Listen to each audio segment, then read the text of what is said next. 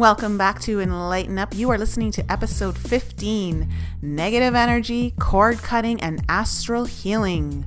That's right. Today, we're going to get into a little bit of dreams more towards the end of the show and how it's very possible that your higher self can heal past relationships where you may not even be in contact with that person anymore. What does that look like? How will you know if it's happening to you? We're going to talk about that later on. But before we do, we're going to get into the topic of negative energy influencing our actions and what we can do to prevent that. Not many of us out there are even aware that this is even possible. So we want to bring some awareness to you and how you can deal with that and how to maybe pick up on when that is happening. And before we jump into the episode, I just want to give everyone a heads up that we were experiencing some weird technical issues just towards the beginning. For the first couple of minutes while Lisa was talking, there was some weird feedback coming through.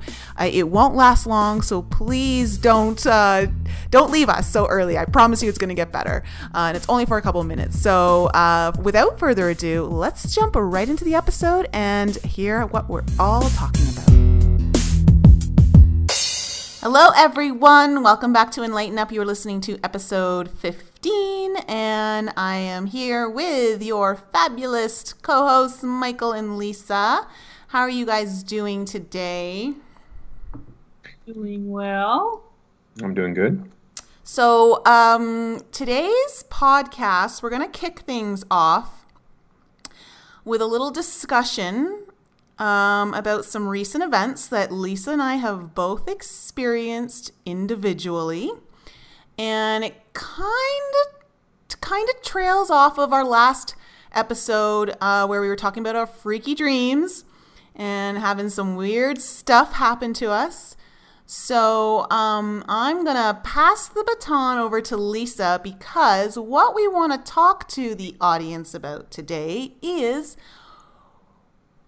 when we're in a negative space, maybe we're in a bad mood, maybe we're getting angry over nothing, or maybe you're with someone who just doesn't seem to be acting like themselves. Is it just them having that off day, or could it be something else influencing them? And when we talk about that something else, we're going to be talking about negative energy or entities.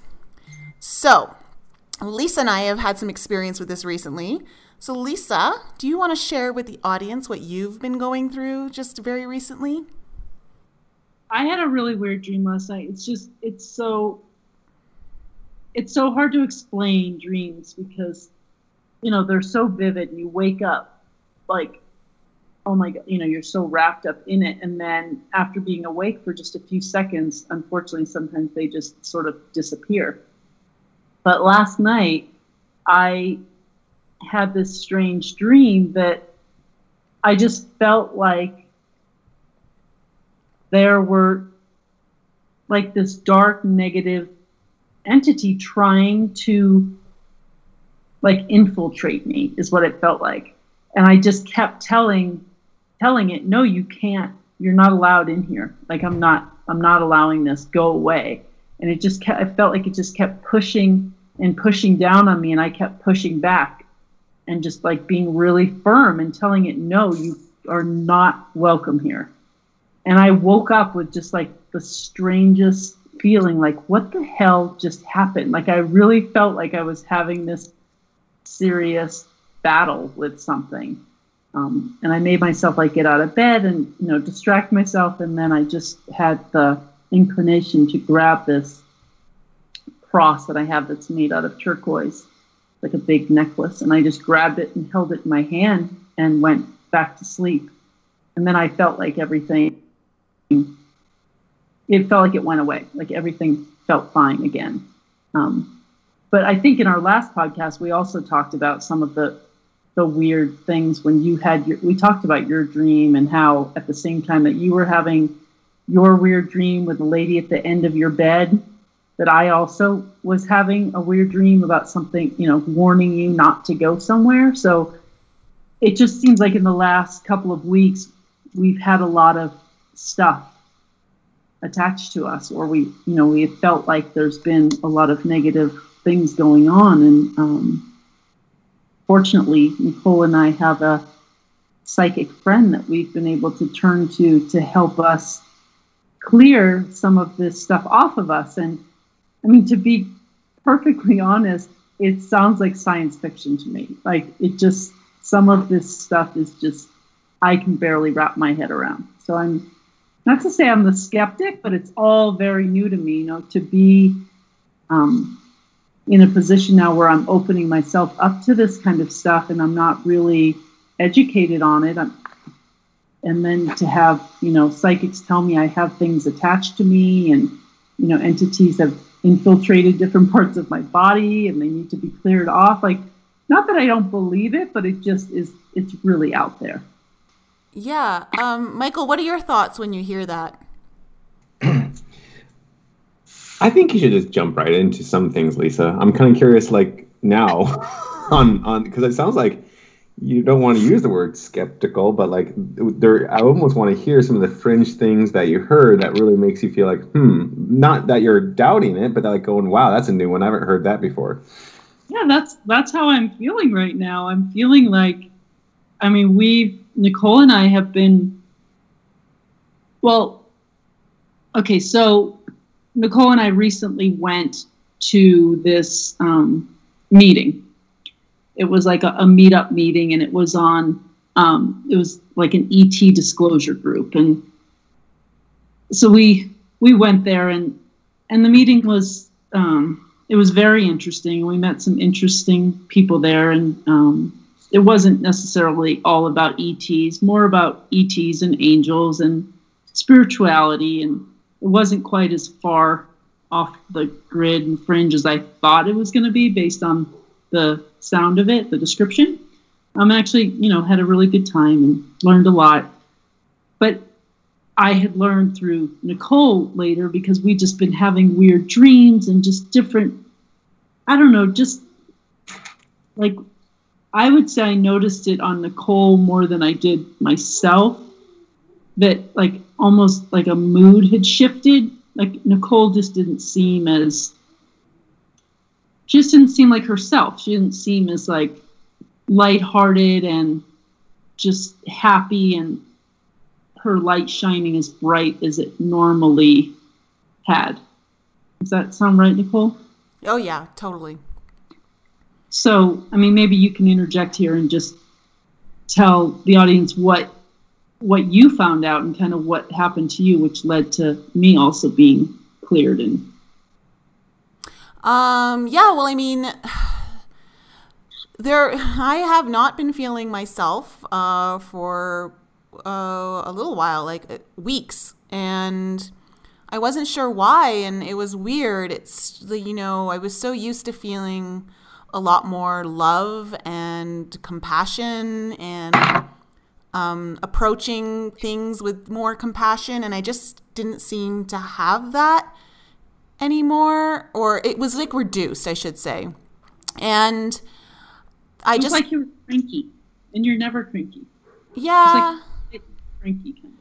Yeah, well, it was more than, it wasn't so much like cranky. It was like I just felt down. I felt like there was this dark cloud hovering over me, and I just couldn't shake it. And I didn't know if it was me, and I didn't know if it was just outside circumstance. I wasn't sure what was going on. And I had been having trouble connecting in my meditations. It was, some were okay and some weren't. Like some, I was struggling. And so I wasn't sure what was going on. And after talking to our dear friend, who is probably the most psychic person I know and has an incredible knack for being able to pick up on all kinds of energies, including the ones that are negative. And she was able to tell me that I had a few cords attached to me after I had cut several of them myself. When I say cords, we're talking like energetic cords that you can't see on your body, but they're there and they're in your energetic field. So it's like they're connecting to your aura.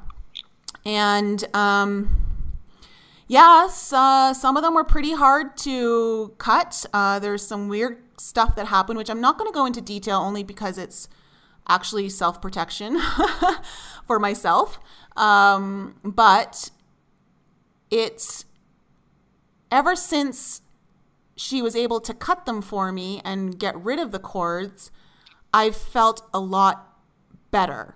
And I feel like all of this love coming back in and more compassionate, and I feel like lighter. And you look different to me. Like you look like you did, you know, a few months, like when I first met you, like you look normal again, like like happy and glowing and just sparkling like the Nicole that I know, you know. Not that it was so bad, you know, a couple weeks ago, but there was definitely just, you could tell there was a difference. Like, you know when somebody looks like, wow, you look great, you look like so bright and shiny and like you feel awesome. And other times when you see people, you're like, are you okay? Like there's just kind of something that doesn't look or feel quite right about them. It was just kind of like that. Yeah. You seem like you're back to your old happy, shiny self again. Yeah, well, I feel different, and so, like, you know, just kind of wanted to talk about this because this is something that a lot of people aren't aware of, and you know, it also takes a certain level of belief to believe that there's a potential of something that you cannot see working within your energy field, and so, like, okay, let me ask you this, Michael. Have you dated someone where all of a sudden they just do a complete 180 on you on their personality and they start saying things that are really out of character and you guys get into this fight and you're not sure who that person is and it just seems like so out of character for them, but you know, you're just... Why are you laughing? What's going on? Because most of the girls I date, that happens about once a month. Oh, Lord. We're not talking PMS here. Yeah, I mean, but okay. I think the biggest thing, if you want to look at that in the perspective that you guys are looking at, meaning beyond the hormonal challenges, I look at my marriage like that completely. Actually, I mean, it's just. But it wasn't just her. It's like we both just started changing in a very negative course, and it had a lot of things that were out of our control. It didn't have anything to do with how we got along or related. It had more to do with outside elements affecting that. So I'm not sure if it would go along with what you're trying to discuss today, which is like, someone just has a complete change of personality, like almost like they're taken over, which is where I think you're kind of leading to. Well, it can actually be both. So if you're someone who's maybe in a happier place, you've got a lot of love building up inside of you, you're shining your light really brightly, you become a beacon for darker energies because your light makes them very uncomfortable. It's very hard for darker energies to coexist in light. So what darker energies will sometimes do if they can't work with you directly is that they'll start working with the people around you that they can, for lack of a better word, infiltrate. And they'll work with those people, or like, so for instance, with you and your ex-wife, it could have been like family members. It could have been co-workers. It could have been like that way that would have some influence on either one of you that would deteriorate the relationship. Yeah. So like these are things that not many people are aware could be a potentiality. Like it's not something that many people would think exists. But as you start to tune in more to energy and become more aware of it, you start to pick up on subtleties and things that you haven't been able to pick up on before because either you just weren't aware of it or, like, you know, one of the things is you know, if you have a really busy lifestyle and you're constantly putting things on your plate so you don't have time to stop and think and connect and be aware, then like that's like a perfect breeding ground for these energies to come in. And they can kind of influence you in ways that aren't typically what you would do had they not been influencing you. You know, I just had a thought. Okay, so my cats, I just realized, I've been saying it the past couple of days, they were kind of funky for like a couple weeks. It was just weird. Like my cat Johnny, he's like follows me around like a dog usually. You know, I come home, he waits at the door, he's always sitting on my lap. And the past, like for a couple of weeks, he just like, every time I went to pet him, he would like jump and like run away, wouldn't sit with me on the couch, just wasn't really interested in being around me. And it literally just now occurred to me that since I've had our friend, the psychic, clear these cords that I had attached to me, that like from that moment, they like have been sleeping with me all night, like on the bed. Johnny's following me around everywhere again, letting me pet him, being super snuggly. And it just made me realize that I know that animals are more in tune to energy than we are, you know, like children are. And I just kind of wonder if they sensed something on me that I wasn't aware of that was on me. And now that it's gone, that they're more relaxed and more comfortable around me. That would make sense to me, but I'm sure Michael has a different opinion. No, keep going, guys. I want you guys to talk more because I don't want to shoot down stuff that I'm like trying to figure out where you guys are both kind of going with. Not yet. I'll shoot you down later. Let me just. I mean, if I had to just like quickly summarize the topic that we're discussing, is like you guys believe entities, which could be spiritual entities and or perhaps even extraterrestrial entities, or are we just talking mainly just spiritual entities that influence in a negative way our things in our lives? All of the above. I think all the above. So we got aliens and ghosts coming after us. And other people. So yeah, you gotta look at it from an energy standpoint. It's all energy, so it doesn't really matter. Okay. Then that I understand completely, because there are some serious depressive, toxic people that like to try to latch on to your happiness and take you down with them. Yes. When I was first introduced to this idea of cords, which I'd never heard of, was when I had broken up with the guy that I was seeing before I met Brian. And, you know, he typically, not just in the relationship I had with him, but when you break up with anybody, you know, that you've been with for a while and you've had a connection, a physical connection, emotional connection, obviously that's difficult, you know. So I was told that he had attached cords to me and that I needed to continue, you know, maybe like once every couple days or whatever, go through this process of cutting those cords, transmuting that energy, you know, into love and kind of sending it back to him so that he wouldn't, you know, be attached to me anymore.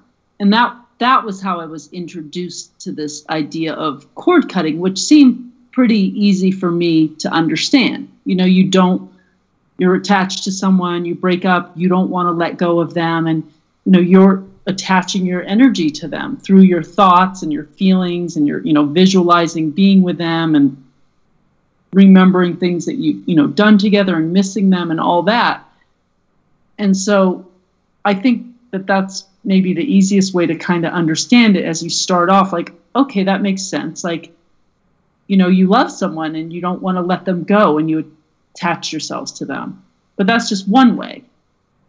And then, like Nicole said, all of the above to the question that you would ask of, you know, is it ETs or whatever. But then there's this, you know, meeting that we went to, this ET disclosure meeting, where apparently some of the people in that meeting had attached things to Nicole and I. Now that I'm not as familiar with, and I think Nicole understands it a lot better than I do, of like, how and why does that happen? Like, what is I'm going to ask the question now, Nicole. Like, what is the purpose? Like, what is it that they're trying to do, and why are they attaching themselves to you? I can understand an ex lover, but it's hard for me to understand someone else sitting next to you. Oh, Yeah. it's very simple. It's very simple. They're feeding off of your energy. And by feeding off of your energy, they reduce your energy, bringing you into a lower level or lower frequency of energy. So reducing your love frequency, reducing all of that, making it much easier for them to coexist and being able to feed off your energy. So it's like these sort of attacks happen a lot to people who are working with light and trying to be of service to others and trying to spread more love. You talk to people who do this, you'll hear a lot about it, especially in like the spiritual community. Like it's a common topic, but it's all about your energy. And because they're not as bright as you, they need your energy. It's not okay. Lower energies, like these dark entities that we're talking about, feed off of fear. Okay, that is their source of energy. And so they deplete yours so that you fall into lower frequencies like fear, so that they can feed off of it more. So by dimming our light and bringing us down here, it's like, well, we can go back to the whole matrix thing and things we've talked about numerous times about, television and mainstream media and feeding that fear to keep us at those lower vibrations. Yeah. Like, I mean, okay, so here are some things that can happen to people for our audience out there who's listening. If you are wondering what happens to you if a negative entity or some sort of, and when we say entity, we're really just talking about energy in general. Okay, it could be a negative person in your life. It could be even someone who loves you but doesn't realize that they've, attached a cord to you and they're draining your energy. This happens a lot with people who are the nurturers in a relationship and take on and want to take care of people. But some of the things that can happen are like lack of energy. So feeling really tired all of the time, and that's because they're depleting your resources of energy that you need. And that when we want to have our own personal growth and become better people, we need that energy to do so. Otherwise, when we're tired, we don't have that will to do other things. It's almost like a little bit of a depression. So you get these low self-images of yourself or low morale, things like that.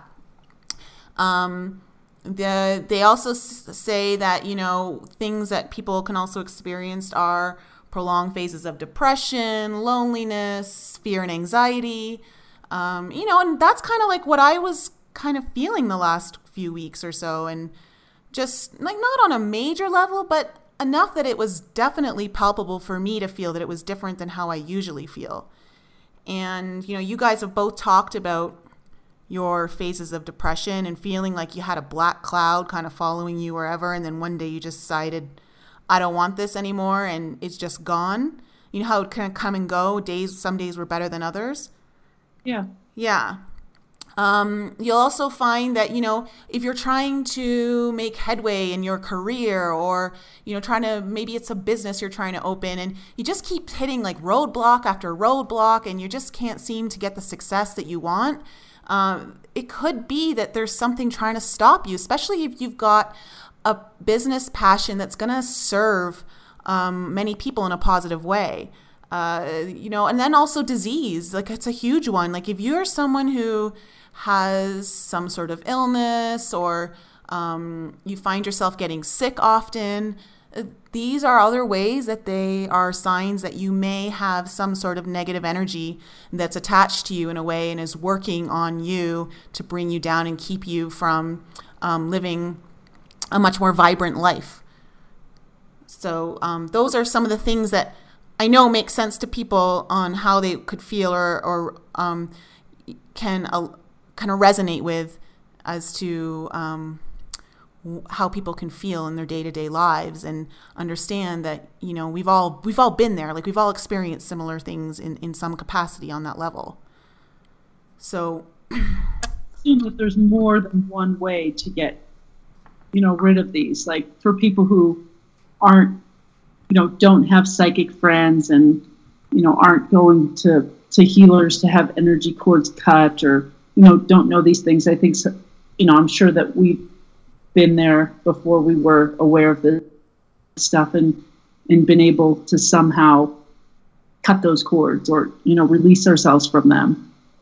Yeah. Maybe if you find you're one of these people that you're really just not sure what's going on, maybe you don't know why you feel depressed, or you don't know why you can't seem to get things going, or, you know, things just aren't working out for you, maybe that's something you should think about. Maybe it's not all you. Maybe there's something attached to you, or someone trying to keep you from doing those things. Yeah, and I want to talk just really briefly about this, is the way that they're able to work with your body and make it so that they're allowed to do this, because we've talked about the law of free will before. And, you know, so if you don't want something, it can't happen to you. However, because we're unsuspecting of these things, and we've been conditioned to believe that none of this stuff really exists, so it really puts a lot of people at a disadvantage, and in a weird way really kind of sets the scoreboard in advantage for the darker energies, is that by not believing that this could be a possibility, that this is something that we as humans have to actually deal with, already it works against us. Because when something bad happens, like say you do something that you regret, and it's really something you wouldn't normally do, and you, after doing it, you're like, oh shit, like, why did I do that? And you start to feel really bad, and you identify your actions with something you would normally do, and you take it on, and now you're owning what you just did, even though maybe it was something outside of you that was influencing you to do it, and you're not aware of it, so you just take it on as it must be me, and then you identify with it. And as soon as you identify with it, you have allowed them to bypass the law of free will, and you now are making it like it was your doing. And so that creates shame. And in that level of shame is where we get stuck and get trapped in this kind of little game, so to speak. So like, that's really important. So, you know, was it that video, Michael, that I sent to you guys, that we'll create a link to this video in the show notes afterwards. But there's a really good video about this topic, and the guy really describes it very well, on how he's had to endure many attacks from darker entities, because he works so much with positivity and love, and spreading that with the community, and doing lots of talks and things like that, and coaching, that they're trying to attack him and bring him down so that he doesn't operate from that space. And so he talks about this very thing, about how they bypass the law of free will. Michael, you watched it. I know you watched it. I watched some of it. Yeah. So that makes sense. So once you own it, once you say, oh, this must be me, I've done something to feel this way, then that is what bypasses the law of free will. And that's how they anchor into you. I see. So we think, you know, like you said, with shame, we think we're somehow responsible. Like maybe our depression isn't caused from anything that we've done, but just maybe from having something attached to us. But once we feel like we're to blame and we take responsibility for that, then... Exactly. So for instance, I had a really disturbing dream a couple mornings ago, and I didn't like what happened in it. And my first instinct was to feel really shitty about myself. Like, oh, how could I allow something like that to happen in my dream?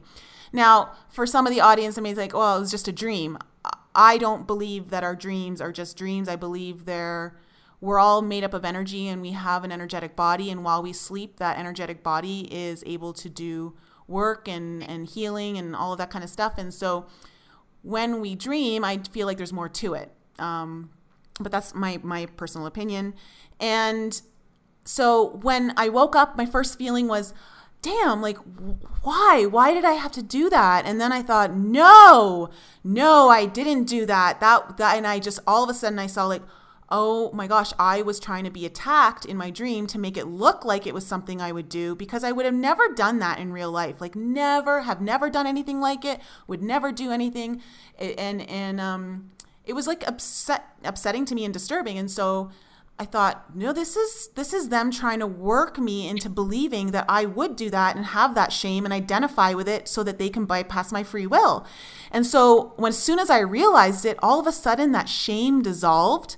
I didn't identify with it at all. And I actually was like, oh, okay, I see what you're trying to do. Like, no, that wasn't me. And, but thanks for letting me know that that's like kind of a weak spot where you can get in and try to access me. Because we all have our weaknesses and our weak spots, like, you know, within our character traits where we may be more, like, what's the word I'm looking for? Gosh, I'm having a total brain fart right now. But, you know, there's things that we may be more willing to do than others, like not as strong-willed in certain areas of our lives. And like say you were dreaming that you were, you stole something, or you were a thief, or, you know, or maybe you murdered someone, or maybe you had sex with somebody, like something like that. Yeah. You woke up and you were like, oh my gosh, I can't believe I just did that in my dream. I feel like, you know, maybe you're married and you dreamt that you had, you know, sex with your wife's sister, or so, you know, something like that. And you felt a lot of shame, like, I can't believe I just dreamed that. Yeah, and you feel like such a horrible person after you do it. So like this is something to realize, that there's clearly a weakness within you if those are some ways that they can get to you, which is great, because what it does is it tells you, oh, that's something I need to work on. So the way I looked at it is, what they showed me in my dream is like, oh, that's an area that I kind of want to work on for myself then. But thanks for showing me, and no luck on trying to attach to this energetic body, because it ain't happening. And I literally said it out loud. So like that's kind of one of the ways that they can work through you in your dreams. And both you and I have been having some weird stuff happen to us in our dreams lately. That felt like to me last night, and I don't recall the dream exactly. And it wasn't like a dream that caused me shame or anything like that, but it was literally like I felt like something was simply trying to attach themselves to me and weaken me and bring me down, and saying, oh no, this is what you want, like, and you're not strong enough to fight against me, kind of thing. And I, you know, was just having to really stand up for myself and say, no, I am. And you can just go away. I'm not allowing this to happen. Yeah. I'm not. So like, let's just talk about, for our audience who's listening and was wondering like, well, what is it I'm doing that's allowing this to happen? Like, what are the scenarios where these things can happen? Because, it's when you are, maybe in lower vibratory spaces within you, that you open up a door, or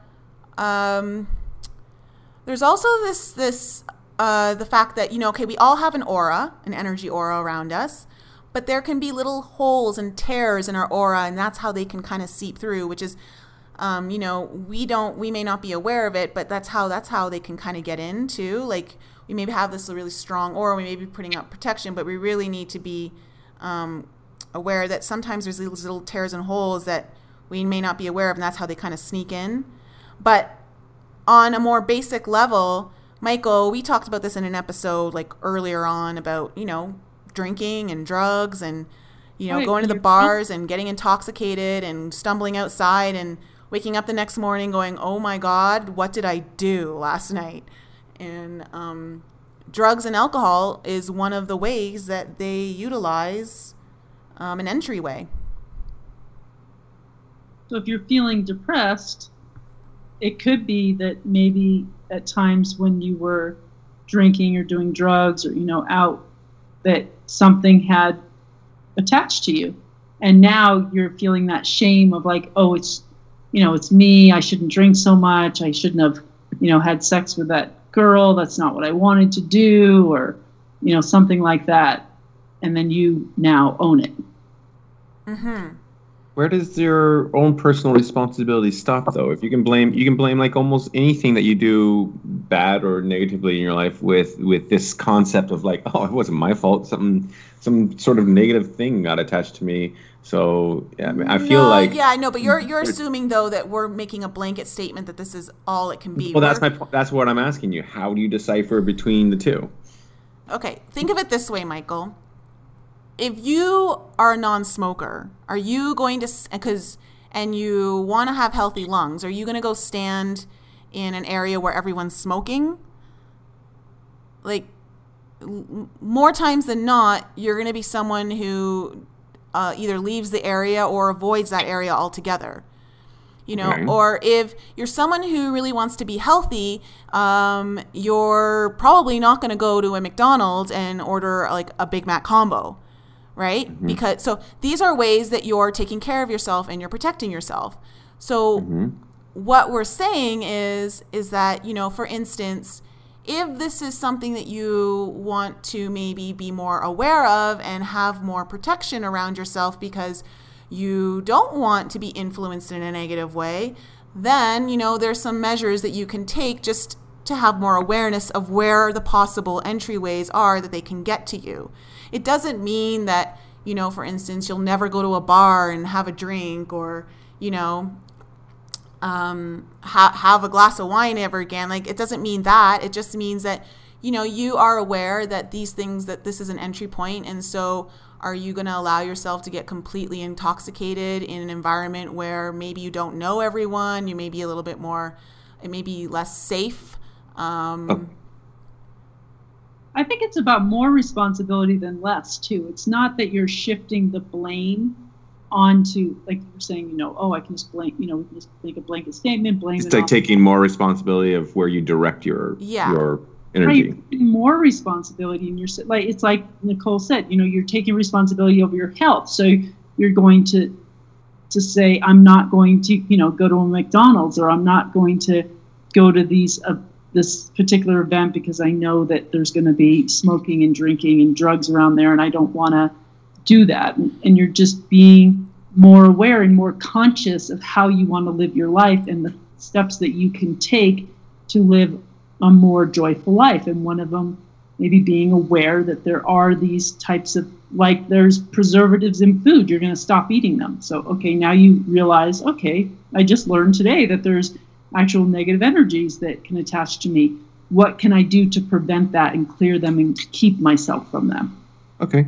It's like how you realized one day is like, oh my God, the media, listening to like the news every day is not good for me. Oh, you stopped. This last weekend was horrible.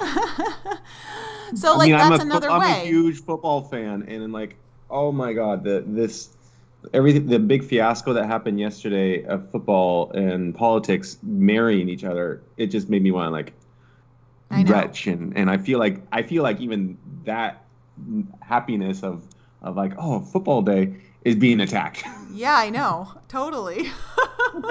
Great way for them to get negativity out, and everybody's watching football yesterday. And now everybody's even more divisive today than they were Friday afternoon. Exactly.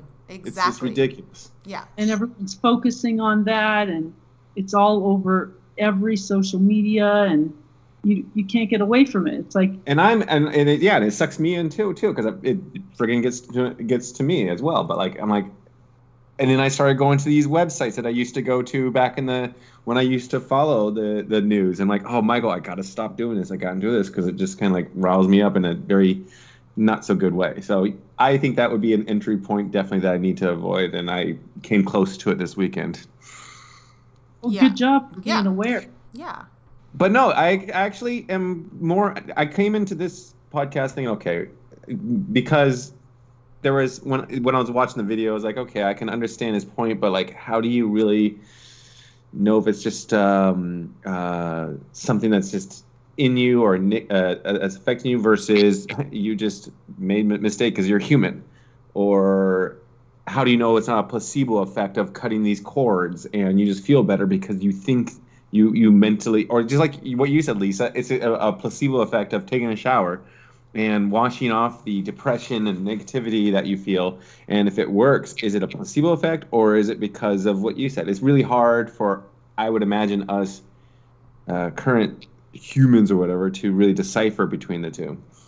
Energy's a real thing, though. I mean, and we are energy. You can't, as the science skeptic guy here, you can't dispute that, right? No, yeah, I can't dispute that. Correct. Okay, so that we're energy. So now, where I get a little bit like can't dispute it unless it gets towards the fringe is like that's where the whole idea of raising your vibrations versus lowering your vibrations is the equivalent of like, if you're raising the vibrations of your energy, is it a phrase we're saying, or are we literally increasing the vibrational rate of our molecules or whatever versus lowering them?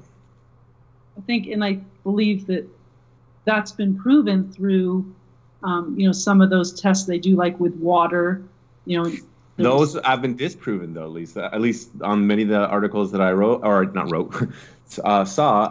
Like, are you talking about when they freeze the little light crystals or the ice crystals? Yeah. And then I saw a whole completely article about how it's disproven from scientists. This is where it gets difficult when we have an open world to anybody's point of view, and anybody could put the word science on top of their science and proven on top of their article, and it's far from it. You know what I mean?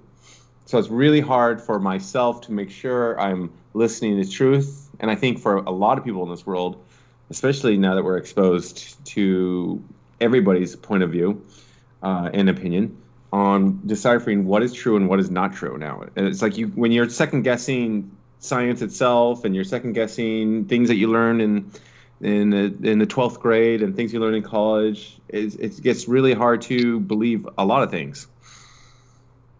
Well, I don't know. It just seems so obvious that, there's negative. To people, it seems so obvious that global warming is man-made. Not to me.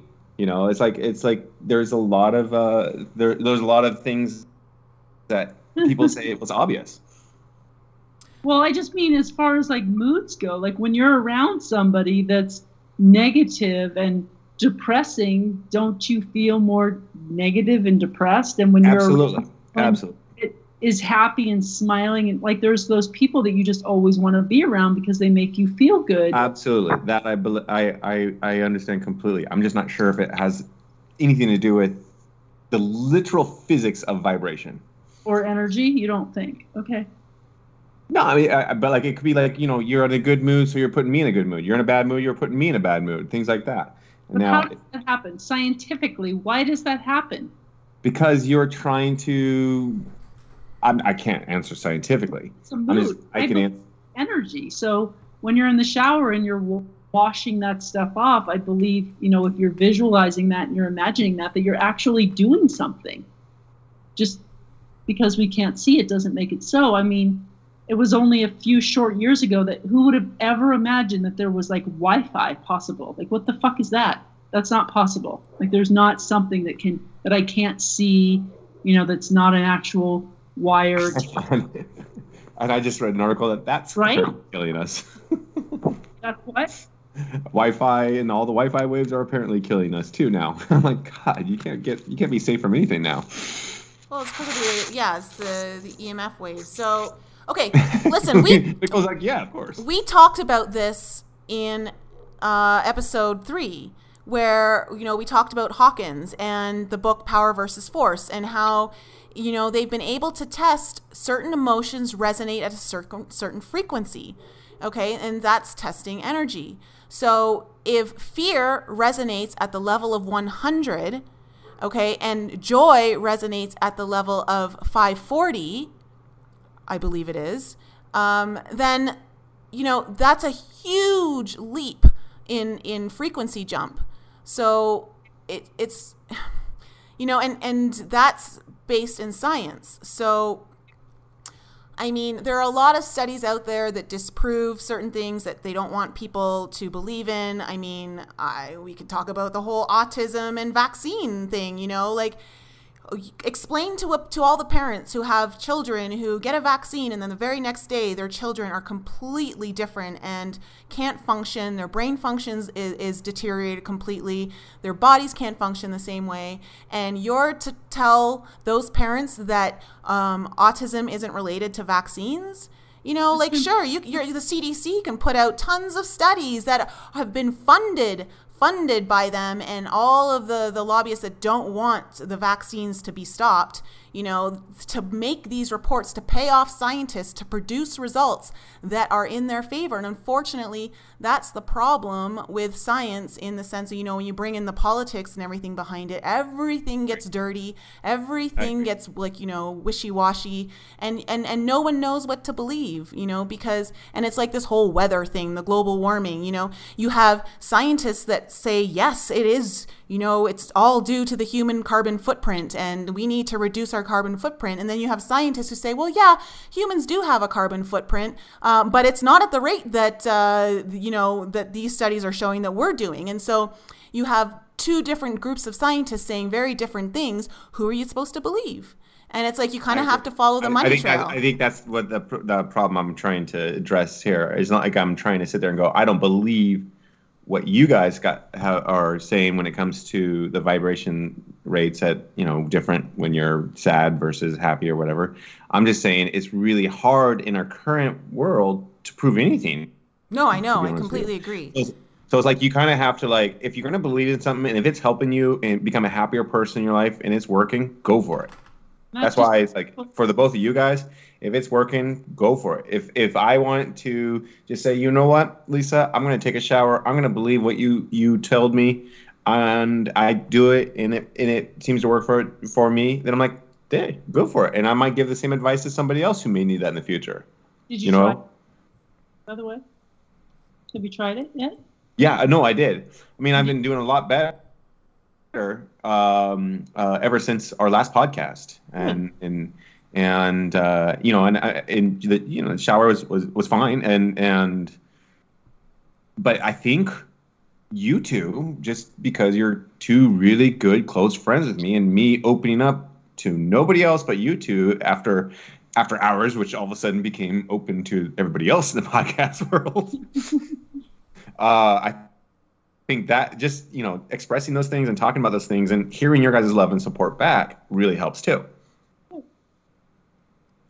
So if you're going to say this has to do with a lot of vibrations, then I would imagine if you two exist that help me, that means there's two people out there that could do the opposite of what you two do. Exactly. And let's just, you know, for our audience, I think, because, you know, we've talked about this and maybe there's people saying, okay, that might be true for me. I haven't been feeling great, or, you know, I'm normally such a happy person and I just haven't been feeling good lately. So, Nicole, what would you suggest to those people if they want to try to cut these cords themselves? Okay, so you can use Archangel Michael's sword, blue sword, and imagine yourself or him cutting the cords on your body. Now, for most people, they're going to be like, I don't even know where these cords are. I can't see them. I can't feel them. Like, how do I even know if I'm doing this right? So if you're someone who's just really beginning out in this, this is just going to be one of those like trial and error, and kind of have to believe it a little bit in order for it to work, because the intention really has to be there. But, you know, I think, why don't we leave a link to that article that you and I were reading about the cord cutting? Because it was really, really great and simple. It was, yeah. I love, like, imagine yourself as the, you know, hands on a clock kind of thing, and the sword ticking around like the clock and just cutting. I really like it. I thought it was a great visual and something that people could easily follow. So yeah, let's leave that link. Okay, so we're going to leave that link in the show notes. So for anyone who is interested in this and thinks that this might be a possible thing that's going on in your life or your body or energy field, then we'll leave that in the notes. But also, understand that you may need to call in some help. You may need to go see a healing practitioner, an energy worker, someone who is versed in working with this kind of stuff, cord cutting, closing portals, that sort of thing. So I would also suggest that if this is something that's been prevalent in your life for a while, like you've been really feeling low, you've been feeling kind of drained on energy, or something in your life just keeps falling apart, like you try really hard to make it work and it just keeps falling apart, whether it be a relationship, a business, a project, whatever it is, or maybe even it's just, you're trying to get healthier, but you just keep self-sabotaging yourself. Maybe there's something else going on that you're not aware of. And so you may at that point want to maybe call in someone who's a little bit more versed in this area and has the skills and the gifts to do this. And Lisa and I, we can cut some of our cords, but we both know that there's some that were just too much for us. We didn't, they took some serious skills from our friend to disintegrate. And it wasn't even easy for her at first because some weird stuff happened when she tried to cut them. And so, it's kind of one of those things where we definitely want to give you the tools so that you can try it by yourself. But if you do feel this is something that's kind of a little bit more prevalent in your life and you've been dealing with it a little longer, then I would suggest to seek someone out in the alternative health field, energy field, working field, someone who could maybe help you and assist you. And you can always email us at info@enlightenup.us if you want to, a recommendation of the people that Nicole and I use. So yeah, we can, vouch that they're good and they're not crooks and they're for real. So yeah, we know personally. So yes. But I definitely felt after my cords were cut, and I really didn't realize, any of that stuff until, Nicole had mentioned it to me that was something that she thought had happened to her. And I was like, maybe there's that stuff attached to me as well. And I definitely felt lighter, like just almost like that relief, like something had been lifted from me. And I wasn't feeling really depressed or anything, but I was having strange dreams, and my cats were not paying as much attention to me. Which always a clear sign. Always a clear sign. I didn't connect that at all. It just never. I didn't anything of it till just today when I was like, maybe that's why they're suddenly normal again. Yeah, and this isn't to like you brought up, Michael. This isn't about shifting the blame or responsibility onto something else other than yourself. It's just understanding that maybe you're trying everything you can and nothing just seems to be working. You just can't figure it out. Maybe there is something else working against you. And, this, I now know that this stuff really exists and Lisa does. And I think it's like realizing okay, I just don't feel good. I haven't felt good for a long time. And then, you go to the doctor and they say, you know what, let's take a blood test or whatever. And then you realize that maybe you're allergic to soy or you have, gluten allergy or something. And then once you get gluten or soy out of your diet, suddenly you feel great. It's something like that. Like maybe it was just something you'd never thought of before, but now that you dig into it and you realize, oh my gosh, this could be something, maybe this is the reason I haven't been feeling well.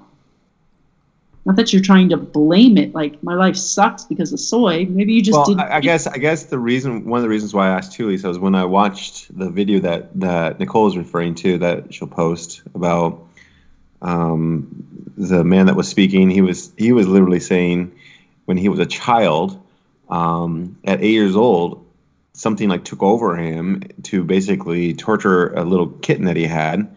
And he said he had no control. He was sitting there with tears streaming down his eyes, but he had no control as he was torturing this poor little kitten. And is it his fault, or is it the fault of this negative entity that he was referring to? And if that's the case, how does that relate to our lives?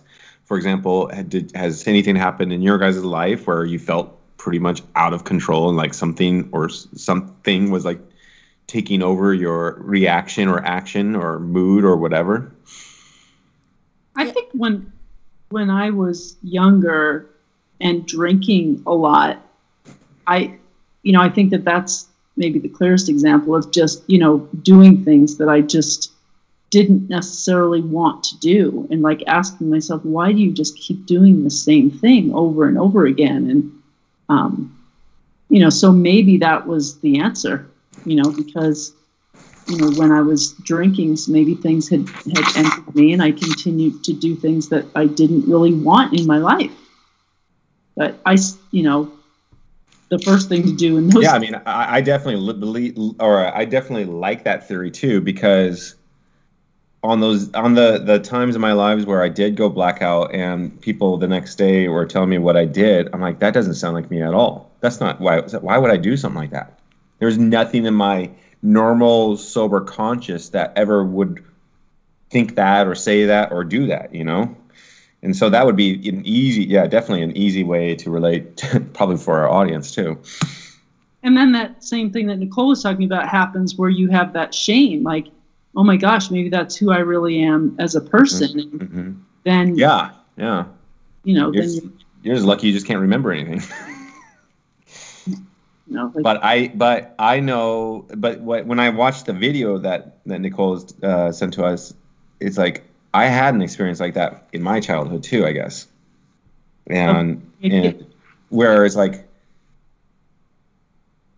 Because I didn't drink when I was a child, obviously, so I can't blame it on alcohol. So it's like, okay, that wasn't me. Why did I do that? That, in fact, I don't even know what was making me do that. Everybody's alive. I didn't murder anybody, so don't worry about that. What did you do? You can come clean. I'm not gonna talk about that on this episode. But it was something that like I just felt still to this day shame. And I was probably maybe 11 years old at the time. Well, I got drunk when I was 10, so you can drink when you're a kid. Wow.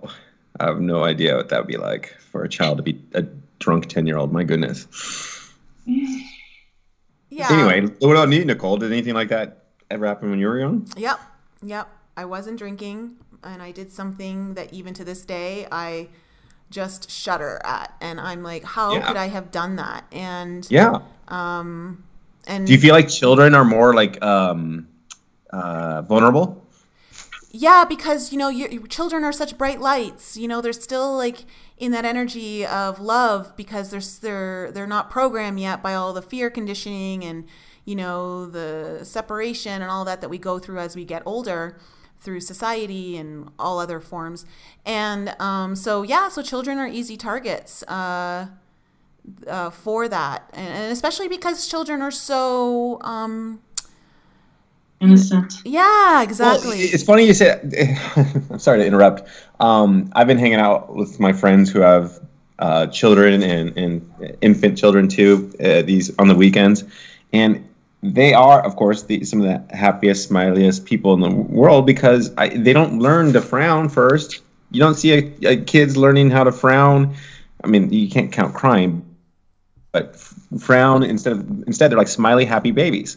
But I'm always curious, like, okay, what if the parents just kept frowning at them? Would they become frowners instead of smiley, happy babies, or are they just naturally very happy and joyous when they're young, which is what I believe? So bright lights. Which I probably go over on the weekends and get my gasoline for the week on being happy too. See, you know where to get your source of energy. I do subconsciously, but now, like when we're talking about it out loud, now things will make a lot more sense. Yeah, so like, that's what we're kind of talking about is that, there's this whole level of possibility that so many people aren't aware of on an energetic level because it's not something we see. And so like now that we've kind of talked about some of the possibilities, it's just to bring some awareness to, being responsible with where you're putting yourself into energetically. So are you going to hang around negative people? No, because likely you're going to get drawn back down into a negative field of energy, and it's going to affect how you feel, the way you think, the choices you make, and so you don't want to go there. So you don't like to hang around negative people, but you do want to hang around positive people because you just feel so good, and it's like a little bit of an energy boost. Yeah. And so it's kind of like understanding that and being able to perceive the different outside situations that could be lending you into a situation that opens you up to being brought down.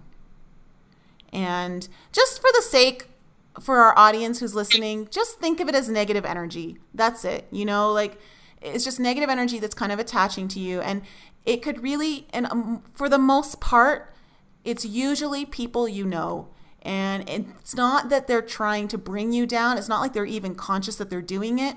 This just tends to happen. Like, for instance, two people in an intimate relationship, whether it's, monogamous or not, if you've had sex with someone, you instantly create an energy cord between you two, whether you believe it or not, and it's just, now you've got this, now you're connected to that person.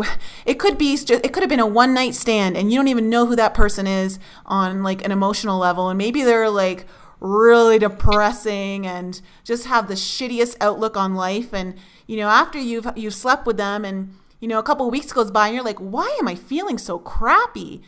Good chance that they're taking your energy. Good chance. So you got something more to worry about than an STD. Yeah. Exactly. That's scary. It's like an energetic STD. Exactly. An energetic STD. We need to coin that term. Soul stink. Yeah, or, think about it like, family members. Oh my gosh. How often and how many of us have had ridiculous blowouts with a family member?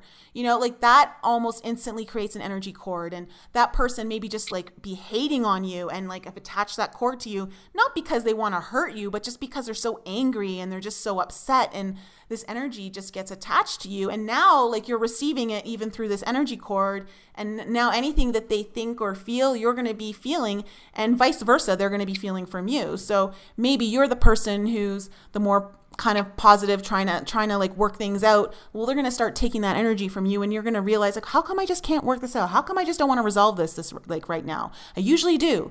And like, that's another way. So, or maybe you're the one who's like throwing the hate over to someone and you're now taking their energy. Like we've all been, prone to that. We all have heard the phrase misery loves company. Yes. And that's kind of like what this is reminding me of. And I've had friends and coworkers and colleagues that I when they call me up, I'm like, I ain't going to answer that phone. No way.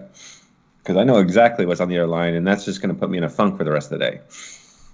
I realized when I worked with one of our friends that does cord clearing and Akashic records and things, that she said I had a cord attached to me from someone from high school. Like I had, done something that I regret to someone who I was a friend with in high school, just stupid teenager stuff. And it really, really hurt her feelings. And she had attached this blame cord to me, because it really affected her. And, the person who did the clearing said, she's going to feel a lot better, and so are you once we clear this cord, where you just can finally just let something go. And I think it's funny, Nicole, you were talking about dreams and how you believe there's really more reality to the dream than just a dream, which I do believe as well. Like I believe it's our higher self acting things out and trying to teach us things. But I, over the years, have dreamed about this girl so many times, and just like the same dream over and over. And once I realized there was a cord attached, that explained it to me. And she hasn't really been in my dreams since. That there was something to be said for that. That we were something. You didn't have to like look her up and apologize or something like that. You just cut the cord and said, okay, now she's on her own.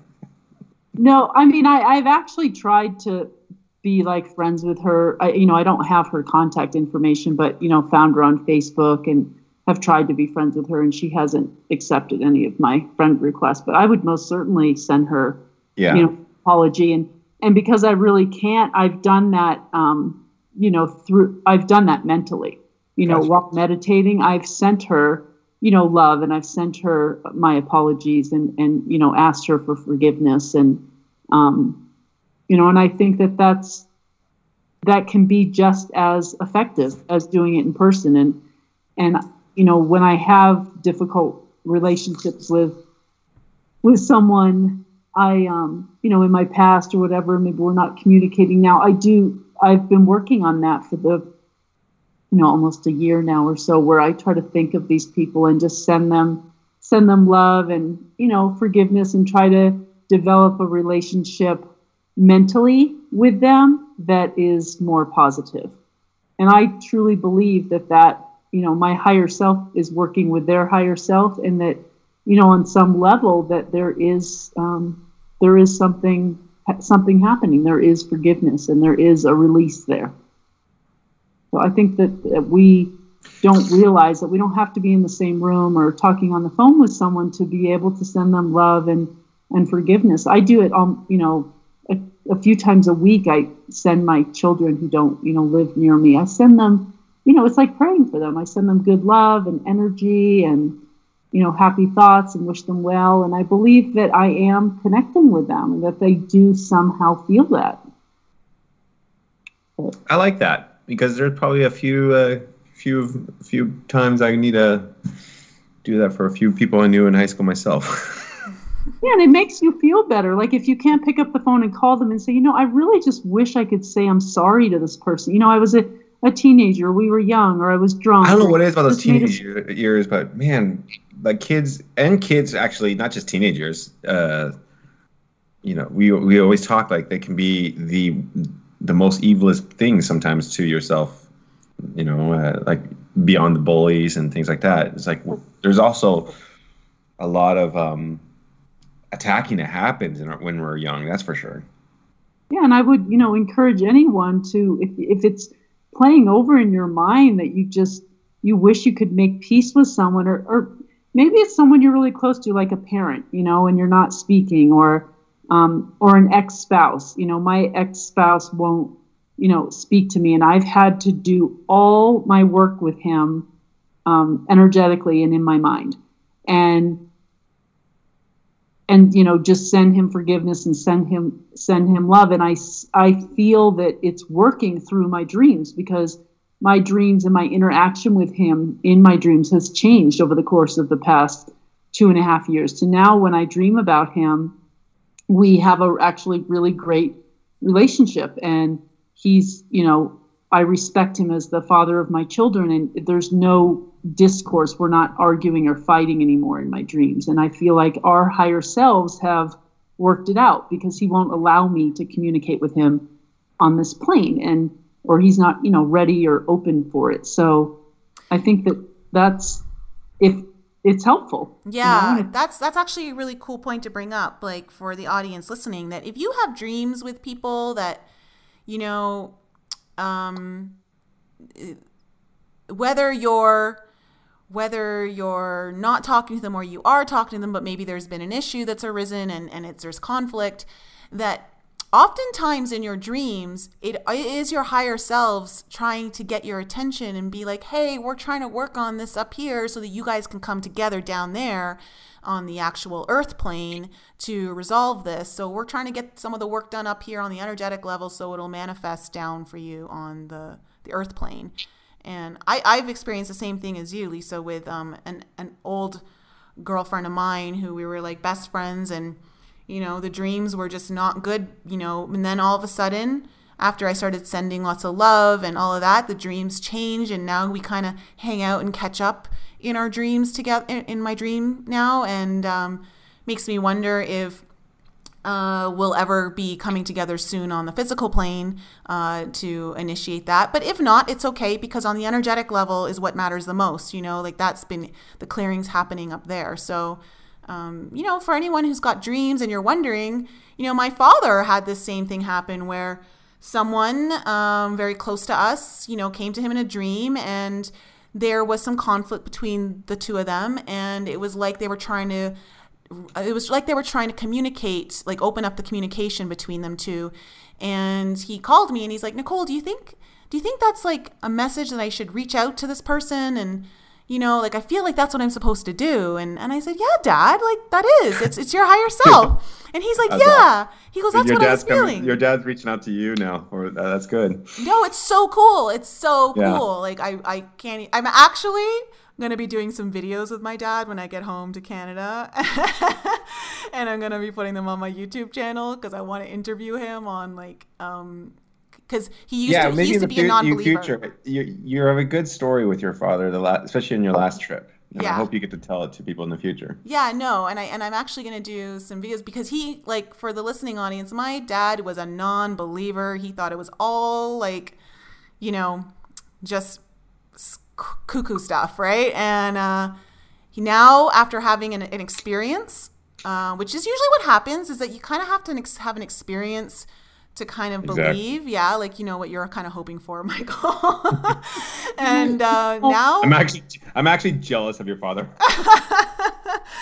And but it's your energy. I believe that your energy in being home for the 3 months that you were home over the summer or whatever it was, that I think had a really large impact on him. Not, you didn't influence him, you know, verbally or anything, but just your energy and being in the same house with him, I think really had an impact on him. And that's, you know, exactly what we're talking about here. Like, your positive energy stuck to him. And I think it made a big difference. Yeah, because I never pushed anything on my dad. You know, he was the one who kept asking me questions, and I would just kind of throw him an answer thinking like, oh gosh, I was thinking he was getting ready to make fun of me, you know, when he was setting me up to, like, actually make fun of me. I didn't think he was actually seriously inquiring about some of the stuff he was inquiring about. And it kind of like shocked me in a really good way when I realized, oh wow, he's actually interested. And and then he had the experience, and that's when everything changed for him. And now he's a believer. And he goes, I can't deny it. He goes, I know what I felt. I know what I saw, and it was real. And so it's kind of one of those things where it's like, you know, what do? You know, you just know for yourself, and it doesn't matter. Anyone can tell you differently, but you know what you felt and you saw. So. And your mom is actually, I feel like, just based off the few things, like she's at least cracked the door open, you know? Yeah, my mom is actually a big listener to our show. She loves it. Mrs. Frolic. Yeah, so a little shout out to my mom. I hope you're listening. But yeah, she loves our show. She feels like she knows you both already, even though she hasn't met you in person. Can't wait to meet you. Yeah, so, but so I think that's good. I hope the audience is able to get some insight out of that, or maybe some ideas of other things that could be going on in your life other than, you know, what is within your responsibility and your own actions and choices. You know, because there's these things, like, we're not taught this stuff, and so you learn through outside sources and awareness, and we have to, I feel like once you do become aware, it's your duty to help expand that awareness to others and not necessarily push it on them. And that's why we're doing the podcast. So anyone who's listening, you have the total right to shut this off at any point. But, you know, I think it's a kind of our duty to share what we know through our own experiences. I would love, if anybody doesn't agree or really has wants to challenge us, because I mean, sometimes I'm on the pressure of, like, having to challenge it, write to us too. Yeah.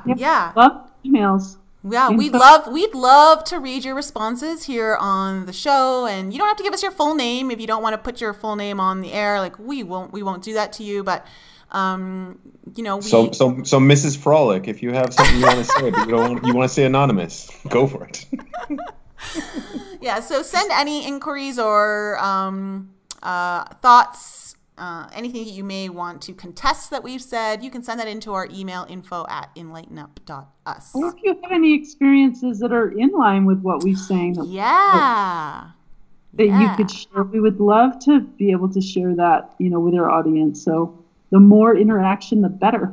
Yeah, we'd love to share other experiences. And, you know, if you want some insight into your experiences, we're happy to share our thoughts on it. So send anything in. And I don't know, I think that's good for today. What do you guys have any other thoughts on this topic? Or I have one thing. We had talked about, Nicole, about dream analysis, and that about doing a show. We did that show with Jim Dietrichs, and he analyzes dreams.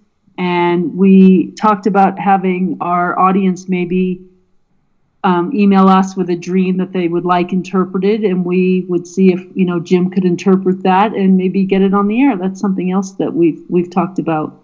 Yeah, because Jim said that he'd love to come back on the show when we talked about him possibly doing this. So problem is you just got to write down your damn dream 2 minutes after you wake up.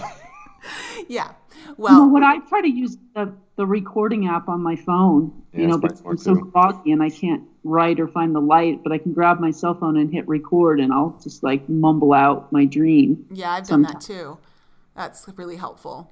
So, okay, so let's set that up then, because that's definitely going to be one of our upcoming episodes soon. But we want to give the audience enough time to get us some of your dreams in. And what we'll do is we'll pick, should we pick 3 dreams or 2 dreams? We'll see how much time we have. How's that? Yeah. 2 or 3. Okay, we'll pick 2 or 3. I mean, he might be able to pretty much instantly say something real quick about it and what it means. Yeah. So I say we just do a certain time frame and try to, come up with a top 10 list or whatever. Okay.